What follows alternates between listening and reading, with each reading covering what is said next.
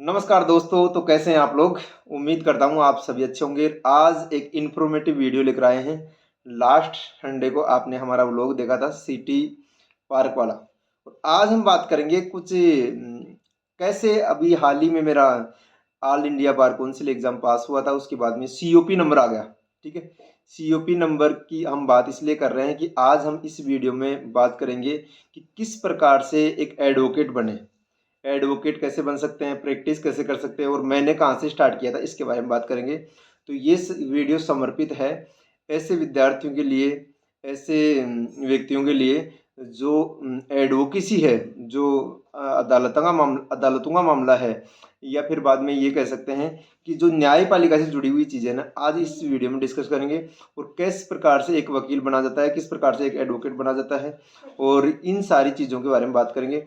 और मैंने आपको बताया कि मेरे बारे में बताऊंगा किस प्रकार से अभी हाल ही में प्रॉपर रूप से अधिकृत एडवोकेट मैं बन चुका हूं। तो इन सारी चीज़ों की बात करेंगे।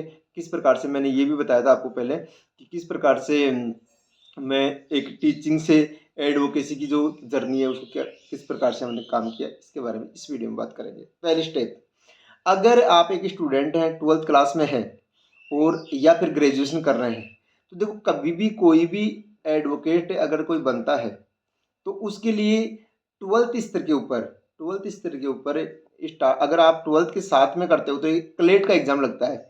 क्लेट को की फुल फॉर्म होती है कॉमन इंटरेस्ट टेस्ट। अगर 12th के बाद में 12वीं क्लास के बाद में अगर एडवोकेसी का इस विचार है तो आप क्लेट एग्जाम दो। इसके लिए हमारे देश में विभिन्न विश्वविद्यालय हैं जिसको नेशनल लॉ यूनिवर्सिटी कहते हैं। नेशनल लॉ यूनिवर्सिटी के तहत आप क्या कर सकते हो, ये एग्ज़ाम दे सकते हो। और इस एग्ज़ाम अगर आप ये एग्ज़ाम दोगे तो आपको क्या बनेगा, अगर ये क्लेट की एग्ज़ाम आप पास कर देते हो तो आपको 5 ईयर लॉ यूनिवर्सिटी में एडमिशन लेना होता है और उसके बाद में आप BA LLB के नाम से 5 ईयर कोर्स करते हो। तो ये क्या है, स्टार्ट हो गया अगर 12th के बाद में होते हो। और 12th के बाद में अगर आप ग्रेजुएशन किया है, अगर आपने BA किया है, आपने BSc किया है, आपने BCom किया है, विशेषकर भारत में ये 3 कोर्स ज़्यादा चलते हैं। तो अगर ये किया है आपने तो उसके बाद में आप क्या कर सकते हो, ग्रेजुएशन के बाद में 3 ईयर LLB जिसको बोलते हैं वो कर सकते हो। 3 ईयर LLB का मतलब ये है कि 3 साल की आपकी ग्रेजुएशन होगी और उसके बाद में आप जो कॉमन लॉ कॉलेज होती हैं, जैसे मान लो कि स्टेट की राजस्थान में अलग अलग राजस्थान विश्वविद्यालय है, मोहनलाल सुखाड़िया विश्वविद्यालय है, अभी doctor BR Ambedkar law university बनी है। तो ये क्या करती है कि ये भी स्टेट स्तर के ऊपर खूब सारी प्राइवेट और सरकारी दोनों कॉलेज हैं। इसमें सबसे अच्छी बात पता क्या है, सबसे अच्छी बात यह है कि इसमें कोई एज लिमिट नहीं है। मतलब आप किसी भी उम्र में इसमें एडमिशन ले सकते हो। अगर आप 50 साल के हो, अगर आप 35 साल के हो, और अगर आप कितने साल के हो, कितने भी साल के हो आप, मतलब 18 वर्ष से लेकर आप पूरे 100 वर्ष तक कितने भी साल के हो तो आप LLB कर सकते हो। ये ऐसा कोर्स है, ये प्रोफेशनल कोर्स है। ओके, क्लियर हो गया। उसके बाद में आप क्या कर सकते हो, ये 3 साल की LLB हो सकती है। तो आपकी 12 साल की स्कूलिंग हो जाएगी और 3 साल की आपकी कॉलेज हो जाएगी और 3 साल की आपकी LLB हो जाएगी। तो इस प्रकार से जो मैंने किया है ना, मैंने 12th के बाद में ग्रेजुएशन किया है, उसके बाद में पोस्ट ग्रेजुएशन किया है और फिर B.Ed किया है और उसके बाद में क्या किया है, उसके बाद में LLB किया है। ठीक है, तो मैंने 2020 में एडमिशन लिया था। हमारी सिक्कर में दासा की डानी में कॉलेज है, गवर्नमेंट लॉ कॉलेज है। इसमें क्या है, परसेंटेज ग्रेजुएशन के परसेंटेज के आधार पर हमारे एडमिशन हुए थे इसमें। ओके, तो ये आप क्या कर सकते हो, ये आप ग्रेजुएशन किस तरह के हो आप कर सकते हो। ओके, उसके बाद में आपको 3 साल की आप LLB कर लेते हो। तो 3 साल की LLB करने के बाद में अब देखो LLB करना ही एडवोकेसी नहीं है। एडवोकेसी करने के लिए आपको क्या करना पड़ता है, all India bar council exam, ABI बोलते हैं इसको, all India bar council exam आपको पास करनी पड़ती है। अभी देखो हाल ही में अभी खूब सारे आपने सुना होगा कि खूब सारे जो एडवोकेट हैं उनको कोर्ट से हटा दिया गया। क्यों हटा दिया गया, क्योंकि उनकी all India bar council exam पास नहीं थी। अभी हाल ही मैंने एग्जाम पास की है, तो इसलिए मैं, अगर आप AIB पास नहीं हो तो आप प्रॉपर रूप से एडवोकेट नहीं बन सकते। तो आपने चाहे क्लेट किया हो, चाहे आपने सामान्य LLB की हो, तो ये LLB करने के बाद में आप क्या कर सकते हो, आपको all India bar council exam देनी पड़ती है, और उसके बाद में एक COP नंबर आता है। वो COP नंबर आपका आता है तो आप प्रॉपर रूप से एडवोकेट हो। लेकिन अब ये तो हो गई क्या है, एडवोकेट बनने के लिए डिग्रियां, LLB और all India bar council exam. अब इसमें इस वीडियो में सेकंड स्टेज में हम बात करते हैं कि अब ये हो गया, उसके बाद में आप प्रैक्टिस कर सकते हो। तो अब देखो, हमारे सभी स्टेट्स के लिए बार काउंसिल है, जैसे बार काउंसिल ऑफ राजस्थान है, BAR बोलते हैं इसको, बार काउंसिल ऑफ राजस्थान।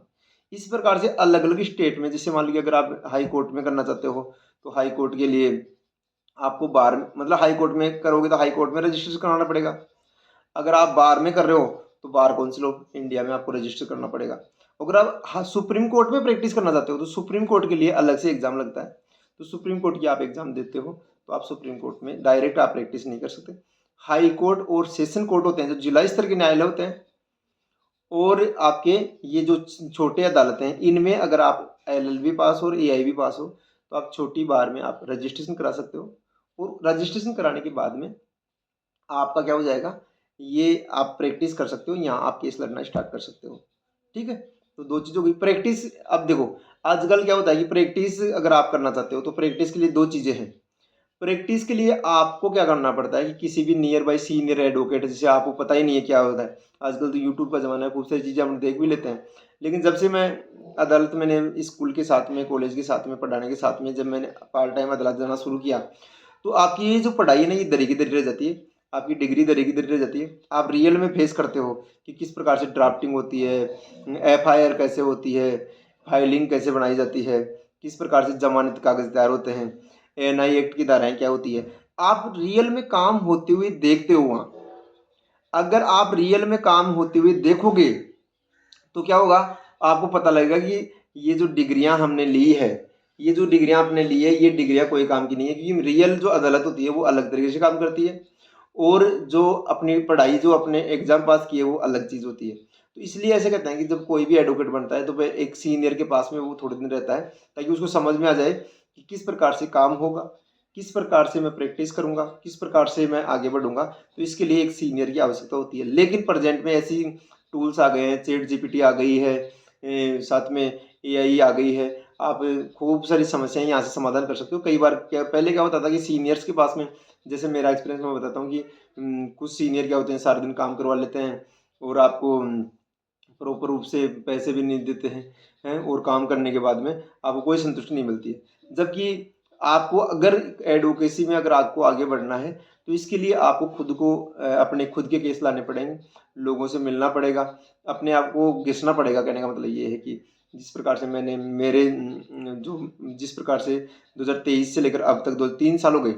अब देखो 2020 में तो मैंने एडमिशन लिया, 2023 में मैं पास आउट हुआ, और अब 2026 चल रही है, तो 6 साल हो गए मुझे इस कैरियर में, और पिछले 1-1.5 साल से मैं प्रैक्टिस भी कर रहा हूँ।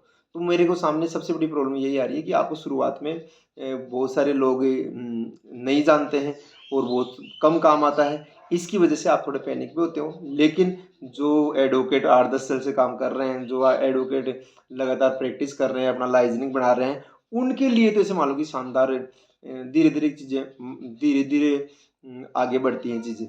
ठीक है, तो अगर आपको एक एडवोकेट बनना है, अगर, अच्छा, ये तो क्या है, सारी चीज़ें मैंने इसलिए बता रहा हूँ कि मैं ये कर रहा हूँ, ये मेरा रियल एक्सपीरियंस है, जिसमें मैं अदालत भी जा रहा हूँ और मतलब टीचिंग के साथ साथ कर रहा हूँ। जैसे जैसे अपना वर्क बढ़ेगा तो वैसे हम आगे बढ़ेंगे। ओके, तो इसलिए हमें, अगर आपको इस क्षेत्र में आना है तो मेरा यही लास्ट में ये सुझाव रहेगा 1 मिनट में, कि आपको क्या करना है कि अगर आप LLB फर्स्ट ईयर में हो, अगर आपकी ग्रेजुएशन हो चुकी है, LLB फर्स्ट ईयर में हो, तो आप कॉलेज की LLB के साथ साथ में आपको कोर्ट ज्वाइन करना है। अगर आप कोर्ट कोर्ट 3 साल लगातार कॉलेज भी जाओगे, कोर्ट भी जाओगे, तो आपको प्रैक्टिस अलग से करने की जरूरत नहीं होगी, बहुत सारा नॉलेज आपको हो जाएगा। जब ये खूब सारे हमारे साथ के ऐसे विद्यार्थी हैं जो पूरे पास आउट हो गए, उन्होंने AIB भी पास कर लिया, लेकिन कोर्ट कभी नहीं गए, मतलब कोर्ट सामान्य काम के लिए गए, प्रैक्टिस के लिए नहीं गए।